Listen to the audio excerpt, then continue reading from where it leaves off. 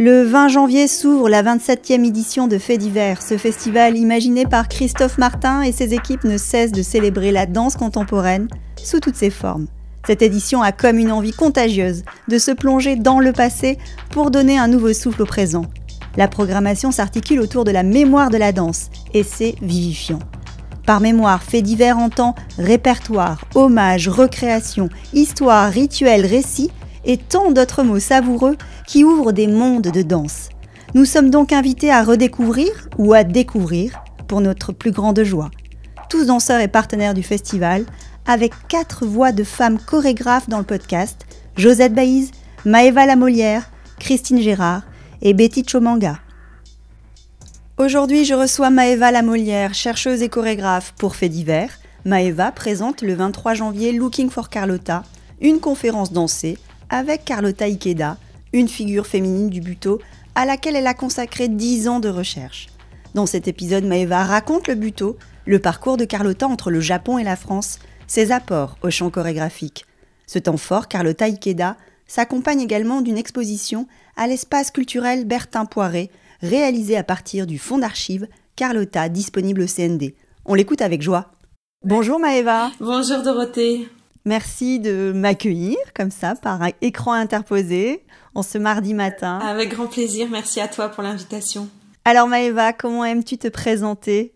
Comment j'aime me présenter ? Je pense que je pourrais me présenter avec une triple casquette, ou en tout cas de 3 façons, qui serait mon premier parcours de danseuse et d'interprète, puisque voilà, j'ai été formée à la danse au conservatoire d'abord de La Roche-sur-Yon, puis au Trinity Laban Conservatoire de Londres, et que voilà, ça a été ce premier parcours, mais qui a toujours été en frottement avec en tout cas un désir que je nommais pas recherche, mais plutôt un plaisir de lecture, un plaisir de l'apprentissage, un plaisir de l'histoire de la danse, de la rencontre aussi avec les artistes, donc qui m'a conduite à poursuivre en fait des études lors de mon retour en France à l'université Paris 8, et ces études ont été jusqu'à la soutenance d'une thèse de doctorat en 2023.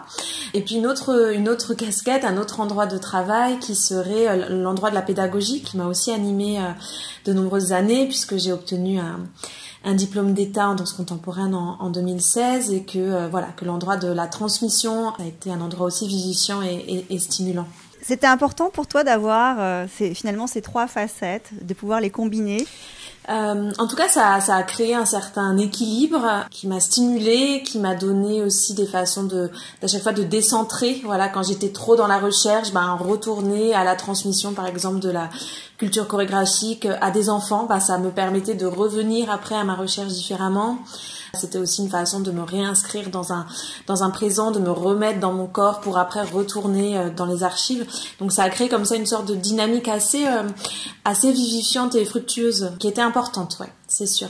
Mais il y a un fil rouge quand même dans tout ça, c'est la danse. Oui, c'est la danse, c'est sûr. Et pourquoi alors elle est si pleinement dans ta vie, si fortement, si passionnément, ouais, si on peut dire ça. Ouais, la danse, c'est toujours, j'ai l'impression que c'est toujours une histoire de rencontre, une histoire de hasard aussi. Pour moi, ça n'a pas été le récit d'un coup de foudre toute petite, parce que mon premier cours de danse, je l'ai détesté. Je l'ai quitté parce qu'en bas il faisait du judo, et que je trouvais que le judo ça avait l'air vachement plus drôle, plus physique que ce cours de danse classique dont j'ai très peu de souvenirs, parce que ce dont je me souviens c'est que j'avais pas les bons chaussons. C'était un endroit qui m'a pas, où je suis pas restée, et j'ai été faire du judo de nombreuses années. Et puis autre hasard, histoire de famille, on déménage, et puis je ne veux pas rester à la maison le mercredi après-midi, c'est un contexte familial un peu compliqué, et donc je prends le téléphone et je veux faire une activité le mercredi. Je sais pas laquelle ce sera, mais je veux faire une activité. C'est l'association de danse qui décroche, il y a un cours le mercredi après-midi, et donc je m'inscris à ce cours de danse. Et là, ça va être plutôt le début d'une histoire avec la danse, qui va ensuite être augmenté, je pourrais dire, ou s'étoffer grâce à mon professeur d'art plastique de 3e, qui était un amoureux et un amateur, en fait, un amateur assidu de danse, et qui va comme ça me montrer que la danse a une histoire, a une épaisseur, et me faire rencontrer cet enseignement de la danse de La Roche-sur-Yon. Voilà, je vais partir après à l'internat pour le lycée. Donc ça a été une histoire comme ça, voilà, de rencontre assez inattendue finalement. Et malgré ces débuts un peu arides, finalement, la rencontre s'opère. Ouais. Et tu y découvres quoi? Je pourrais dire que j'y découvre dans un premier temps le lieu à la fois d'une décharge que je pourrais qualifier émotionnelle, une décharge émotionnelle et physique, un engagement physique qui était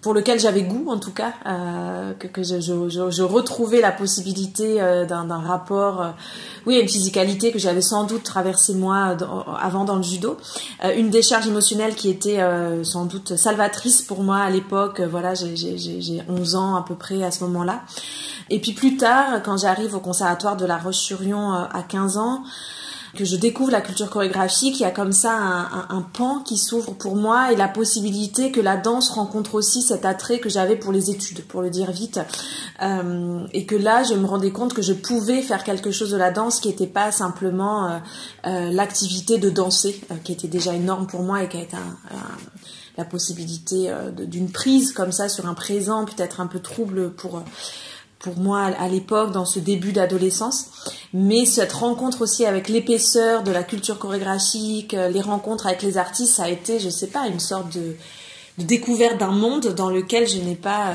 hésité à plonger. Mais je dois dire que j'ai rencontré aussi des gens formidables, et que c'est vraiment grâce à elles et grâce à eux que ce chemin s'est ouvert. Et donc il y a le buto aussi.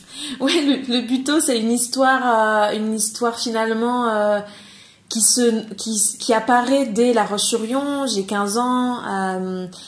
On étudie le buto de façon voilà très très large en culture chorégraphique, et puis donc Catherine Moreau, à qui je souhaite aussi rendre hommage, avait cette qualité de lier la culture chorégraphique à la rencontre avec des artistes. Et donc par chance, Valérie Pujol, danseuse de Carlotta Ikeda, vivait à La Roche-sur-Yon, est venue nous proposer, je crois que c'était 2 ou 3 ateliers de danse buto. Voilà, ça avait été un moment très important pour moi, en tout cas l'endroit d'une danse, un rapport à l'imaginaire, un rapport martial aussi que j'avais apprécié traverser, mais ça s'était arrêté là. Je savais pas tout ça en fait de Carlotta Ikeda, je savais pas que j'allais y revenir avec autant d'intensité des années plus tard. Je fais mon parcours de danse et j'arrive au Trinity Laban Conservatoire, et en 3e année, on devait choisir des chorégraphes avec lesquels on voulait travailler. Il y avait des chorégraphes invités pour créer avec ce qu'on pourrait appeler, je sais pas, le jeune ballet ou quelque chose comme ça. Et là, je décide un peu à l'aveugle de travailler avec Marie-Gabrielle Roty, chorégraphe anglaise qui travaille à Londres et qui a aussi créé et généré tout un réseau de danse buto londonien, puisqu'elle a invité pendant de nombreuses années, elle continue encore de le faire, des artistes, des chorégraphes de buto, à la fois pour transmettre mais aussi pour présenter leurs pièces. Et donc je redécouvre le buto avec Marie-Gabrielle. Tu replonges. Je replonge, voilà. Et elle invite dans ce cadre de cette transmission un danseur buto qui s'appelle Tetsuro Fukuhara, qui travaille à Tokyo. Et voilà. Et cette rencontre va être assez déterminante pour moi. Enfin, ces 2 rencontres. Et quand je rencontre le buto avec Marie-Gabrielle, j'ai l'impression de trouver, en tout cas, un endroit de la danse dans lequel je pouvais plonger, puisque tu as employé ce terme.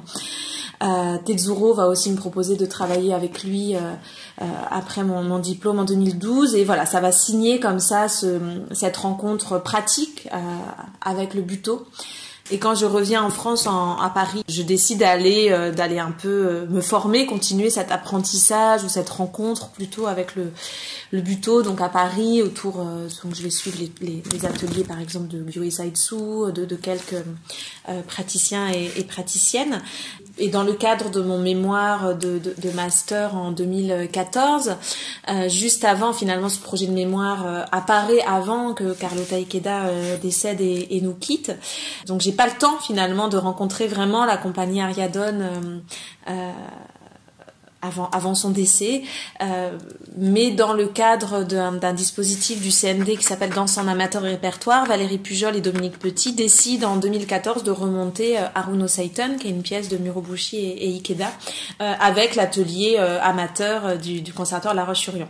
Voilà, et c'est ça qui signe, on va dire, ma rencontre avec Carlotta Ikeda, et rencontre qui n'opérera jamais dans une rencontre physique, puisque donc elle décède en septembre 2014. Alors, le buto, comment tu le définis, toi? Oh là là. Comment tu le définis, cette danse? Oui, je pense que c'est très large, mais tu vois, si, pour ceux qui ne connaîtraient pas et qui écouteraient ce podcast, il y a toujours ce travail de pédagogie à faire. Je dirais en tout cas que le buto, c'est d'abord une danse des avant-gardes japonaises, une danse qui va émerger dans un contexte d'après-guerre et dans un contexte social assez trouble, avec des énergies artistiques intenses, que le buto va rencontrer aussi voilà les arts plastiques, oui, ce milieu un peu bouillonnant des avant-gardes du Tokyo des années 60, et que c'est une danse qui va à la fois travailler sur une intensité, on va dire, de l'attention au geste, faire de l'intime et du tout petit un potentiel de geste, donc plutôt une qualité, une capacité de se mettre en attention au geste.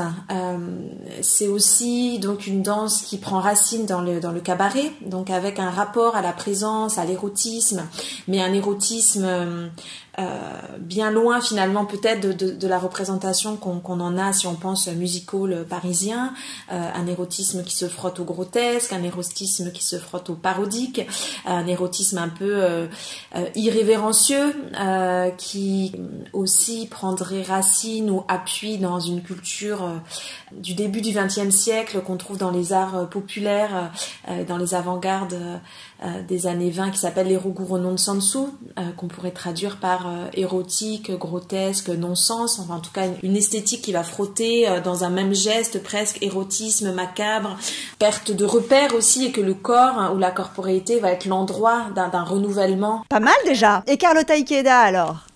Elle, dans cette histoire du buto. Bon, Carlotta Ikeda, j'aime bien rappeler, Carlotta Ikeda, avant le buto, c'est une danseuse de danse moderne, hein. C'est une danseuse qui est formée aux techniques modernes, principalement à la technique Graham.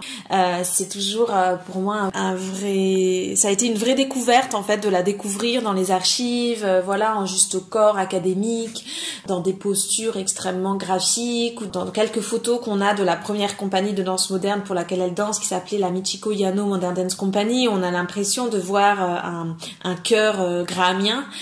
Donc Carlotta Ikeda, c'est d'abord une danseuse moderne qui découvre la danse à l'université de gymnastique. Elle fait des études pour être professeure de gymnastique. Et puis, elle rencontre Akaji Maro, directeur artistique de la compagnie Tutaira Kudakan au début des années 70. Elle rencontre donc le buto, et Maro va assez rapidement finalement l'inviter à prendre la tête d'une compagnie de danse buto qui serait exclusivement composée de danseuses. Et donc c'est comme ça que la compagnie Ariadone, elle voit le jour en 1974. Carlotta Ikeda, avec le buto, va travailler et va traverser de façon très intense une pratique du cabaret, club de striptease.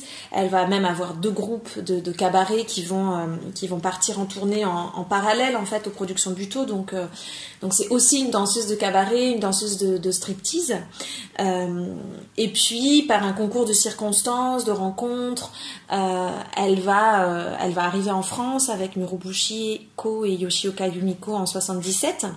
Arrivée en France qui va se solder dans un premier temps par un échec, parce que le contrat dans le cabaret parisien, le Jardin des Champs-Élysées, qui doit initialement durer 3 mois, va être rompu en fait le soir de la première représentation, parce que ce que je disais tout à l'heure, l'érotisme de ces danseuses et danseurs buto au cabaret n'avait rien à voir avec les codes et normes érotiques, glamour du musical parisien. Mais va quand même s'ensuivre un succès critique et médiatique en 78 sur la scène du nouveau Carré Sylvia Montfort de Paris.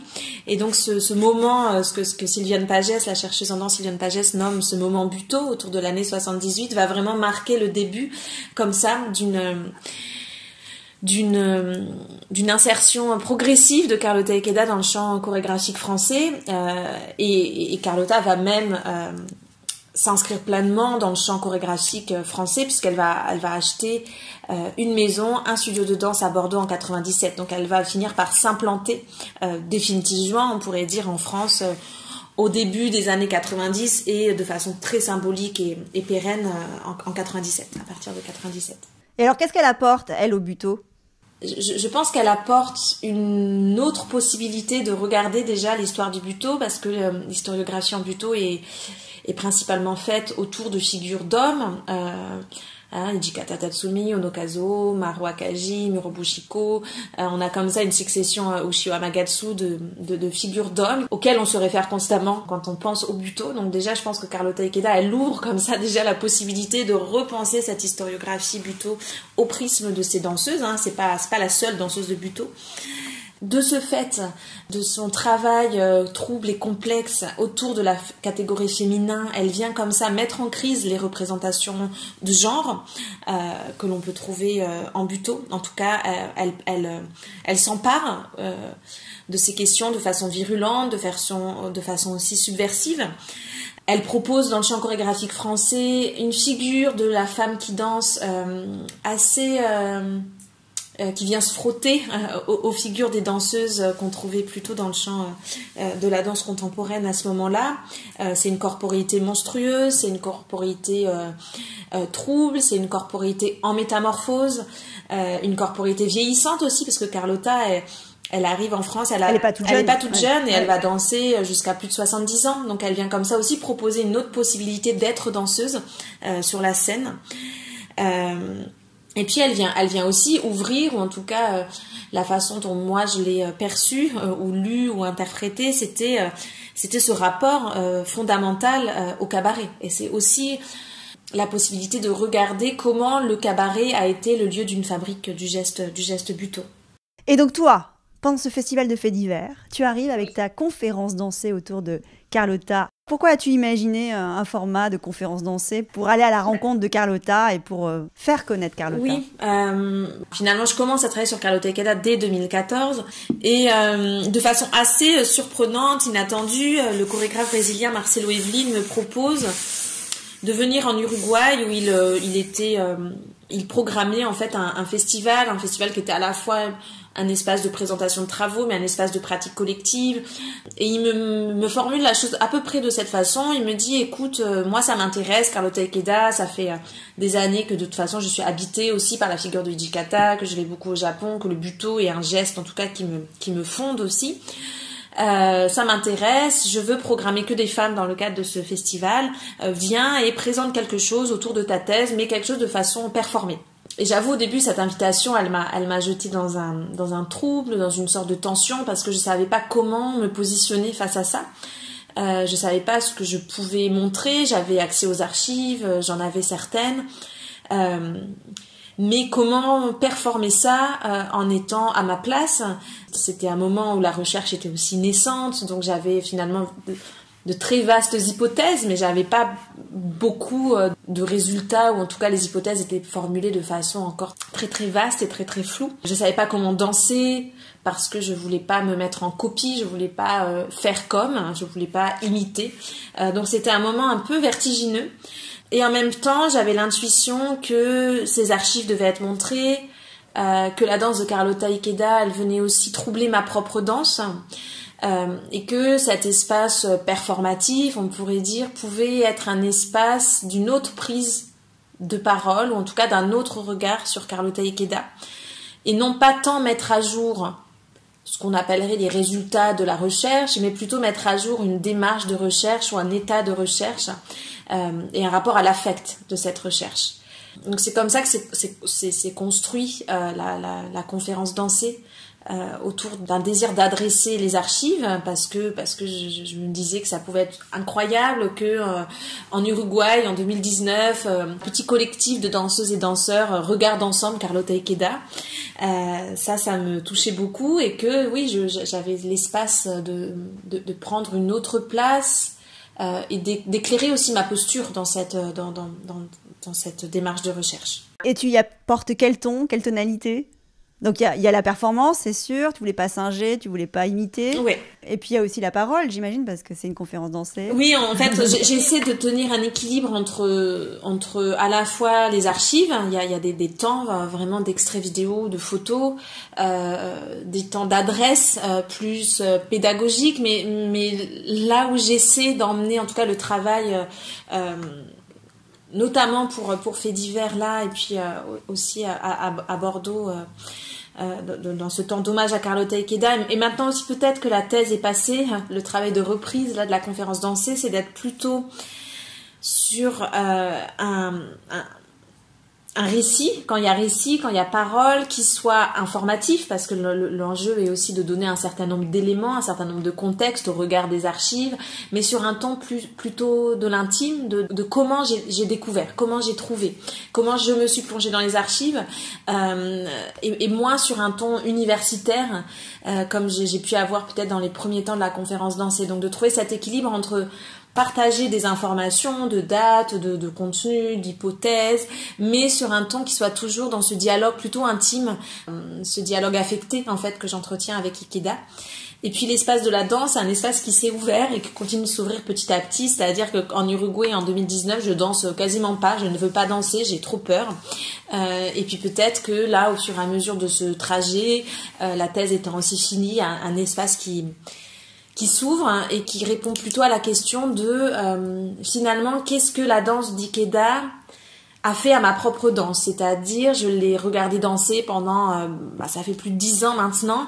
10 ans de recherche. Exactement, donc où ces gestes se sont à quel endroit de mon corps ces gestes se sont déposés ou sédimentés en moi, et est-ce que voilà, et comment je peux faire surgir à la fois ce que la danse d'Ikeda est venue bouleverser ou venue modifier ou est venue dire à ma propre danse, et aussi il y avait une sorte de tension dans l'espace de la danse, ou en tout cas dans cette tentative de faire surgir du mouvement à partir de cette recherche. Qu'est-ce que cette recherche me fait? Quel est cet état de recherche? Que finalement, regarder danser Carlota, c'est être affecté par ses gestes, mais c'est aussi être affecté par une temporalité, par un fantôme comme ça qui m'a habité, obsédé pendant 10 ans. Et quelle serait la réponse, on va dire, kinesthésique, sensible à cette présence en fait de Carlota Ikeda dans ma vie. La conférence dansée, c'est vraiment cette tentative, oui, de dialogue entre ces trois espaces, mais c'est plutôt une approche. Moi j'aime bien l'appeler une sorte de dialogue fictif, un dialogue fantasmé avec ce fantôme Carlota. Voilà, c'est ça que je pourrais en dire. Et il y a ce besoin de faire mémoire? Cette question de faire mémoire, elle m'interpelle parce que je pourrais pas y répondre de façon générale, générique, mais je pense que ce besoin de partager Carlota Ikeda, ou de partager en tout cas le cheminement que j'ai eu avec elle, et quelques hypothèses ou quelques faits historiques, retracer aussi son parcours, mettre à jour ce rapport au cabaret, nommer qu'est-ce que c'est ou qu'est-ce que c'était que cette corporéité ikédeste qui a fasciné aussi les spectateurs et les spectatrices qui ont pu assister à ces pièces. Enfin, j'avais l'impression qu'il y avait à la fois un enjeu presque urgent de ne pas encore faire disparaître une danseuse dans l'histoire et l'historiographie de la danse. Aussi parce que, comme je le disais, l'historiographie en buto, elle est construite autour de figures d'hommes, que je savais que le site, par exemple, internet de Carlota Ikeda allait disparaître, alors qu'à l'inverse, le site de Murobushiko est extrêmement nourri, foisonnant, c'est un espace d'archives absolument magnifique. Mais là, il y avait un déséquilibre qui fait que Carlota Ikeda allait disparaître. Ces archives sont déposées au Centre national de la danse de Pantin, mais voilà, on sait qu'un espace d'archives, tant qu'il n'est pas ouvert, finalement, il est peu visible, il dort, voilà. Donc il y avait cet enjeu-là, et puis il y avait aussi la mémoire de Carlota Ikeda permettait de faire retour sur des faits historiques, sur des pratiques. Je parlais de la pratique du buto, mais aussi sur des circulations, son rapport à la danse classique, son rapport ou le rapport des danseurs buto à l'après-midi d'un film de Nijinsky, son apprentissage de la technique Gram, enfin ça permettait aussi de lever comme ça un pan de l'histoire et des pratiques. Et puis j'avais la sensation que Carlotta Ikeda, elle peut encore parler aux questions contemporaines, aux questions du présent, que ce soit, voilà, j'en nommais quelques-uns tout à l'heure, mais des enjeux autour d'une corporité monstrueuse, qui sont quand même des leviers ou des façons de nommer ce qui se passe au plateau aujourd'hui qui reste présent, cette figure de la sorcière aussi qu'elle a pu incarner, tout ce rapport au cabaret qui est aussi maintenant, enfin aujourd'hui un espace de création et de porosité entre scène cabaret, scène contemporaine, ce trouble sur les figures de femmes. Et voilà, j'avais l'impression cette corporité vieillissante aussi, enfin c'est-à-dire qu'est-ce que la vieillesse, si on pense au projet de Cécile Proust, voilà, qu'est-ce que la vieillesse apporte à la danse. Carlotta Ikeda, c'était aussi une danseuse vieillissante au plateau, donc il me semblait aussi que finalement cette étude de cas approfondie sur Ikeda, elle permettait de répondre, ou en tout cas de mettre en perspective des questions contemporaines du moment qu'on trouve sur la scène chorégraphique. Donc on va te retrouver le 23 janvier à la Maison de la Culture du Japon. C'est ça, 23 janvier à la Maison de la Culture du Japon, dans le cadre de Faits divers. Il y a aussi une exposition photo qui sera visible. Exactement, je voulais qu'on en parle aussi. Donc il y a 2 temps forts autour de Carlotta Ikeda, voilà. Grâce à toi. Ouais. Oui, en tout cas il y en a plusieurs, mais on pourrait dire, donc il y a la représentation de la conférence dansée le 23 janvier à la Maison de la Culture du Japon et le 24 janvier à l'Ohara de Bordeaux, plateau partagé avec Naomi Muto et Yumi Fujitani qui elles aussi dansent 2 solis en hommage ou autour ou à partir de leur expérience de danseuse au sein de la compagnie Ariadne. Et puis donc cette exposition photo qui était importante pour moi et aussi en collaboration donc avec Christophe Martin et l'équipe que je remercie du Centre national de la danse. Exposition donc qu'on a monté à partir du fonds d'archives Carlotta Ikeda et qui se compose principalement d'affiches de spectacles et de photographies et qu'on a tenté de thématiser, de regrouper. Et ça, c'était extrêmement plaisant et inspirant et nourrissant de revenir comme ça dans les archives avec cette perspective d'adresser ces archives dans le cadre d'une exposition. C'était une première et j'ai eu beaucoup de plaisir à la faire. Donc l'exposition est visible à partir du 21 janvier et il y aura 2 temps de visite, on pourrait dire guidée, le 25 janvier, et visites guidées qui sont entre lesquelles il y a une projection vidéo que je commente aussi, voilà. Et alors, comment le buto a imprégné la danse française contemporaine ? En fait, ce qu'on pourrait dire, en tout cas dans le champ chorégraphique français, c'est que très vite, au début des années 80, et Sylviane Pagès le démontre dans son ouvrage, Le buto en France, malentendu et fascination, c'est que très vite, les danseuses et danseurs buto qui vont arriver en France vont aussi donner des stages. L'endroit de la pédagogie en danse buto, elle est aussi fondamentale.